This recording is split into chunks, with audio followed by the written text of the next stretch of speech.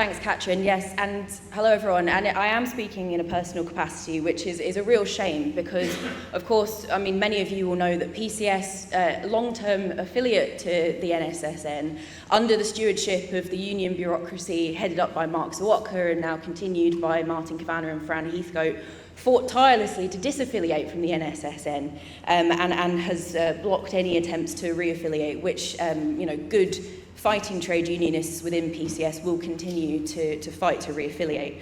And why has this happened? Because there is fear over real trade union organising and acting against Labour, which obviously everyone sitting in this room, I think, understands the need for.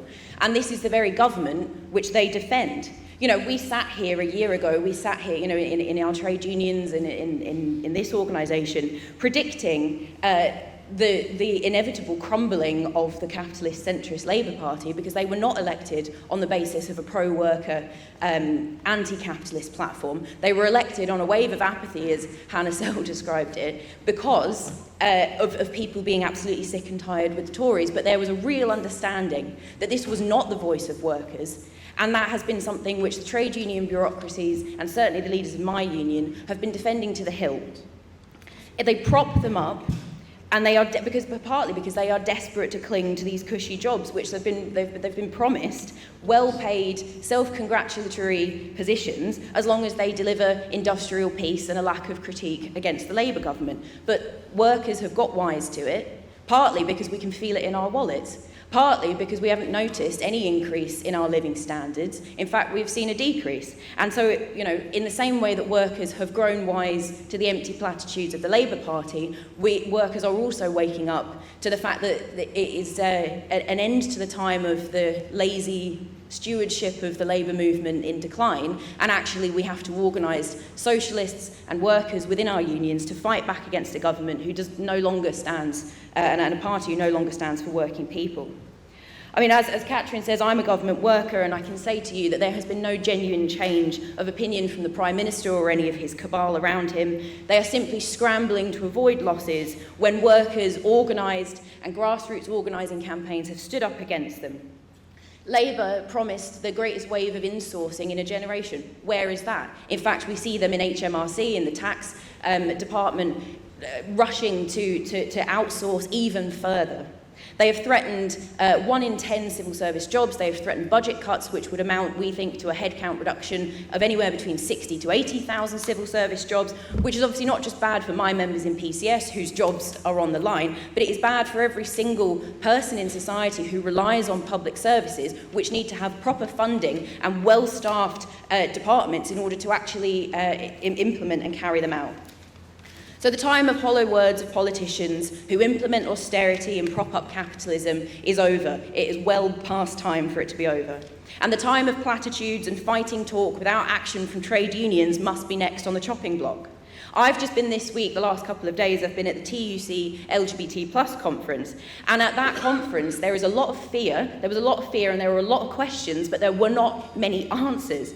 The frustration that most struck me was amongst the black workers at the LGBT+ conference over the lack of action, over the fact that the word intersectionality, once that would have been seen as a bit of a radical thing to say, is actually overused now. It's empty, it's meaningless, because we see the language, the fighting talk, without any action to back it up, obviously, as we would know in this room, failing to deliver meaningful improvements for workers who need it. So it is therefore important, and what I said to the conference, I think I was the only person to use the word strike, which was potentially revealing, is that unions have to use and build our industrial strength. I reminded the conference that the miners' union, standing in solidarity with LGBT+ people, getting LGBT+ rights onto the Labour manifesto and through Labour conference, was not just because they asked nicely. It's because the mining union had such a strong industrial presence, and they were, absolutely, the Labour Party were terrified and held hostage by the mining union to push that through. And that's the kind of power that we have in the trade unions, but we have to use, and it is industrial power. We're not lobbying groups, we're not a social club who like to, and we're certainly not like left-wing consultants who go in and task management if they could tinker with the policies to make it a bit nicer. We are an organised, the expression of the working class and the industrial strength that we have, and taking joined up strike action amongst all of our various unions together, developing on what the potential that was built in 2022, 2023 is how we're going to force the employers and the government to actually take note and to move in a way that our members will feel. So just to address the idea of a new party as well, which is all very exciting, isn't it? Any new party built by Jeremy Corbyn and Zara Sultana has to be built on the trade unions and trade union democracy.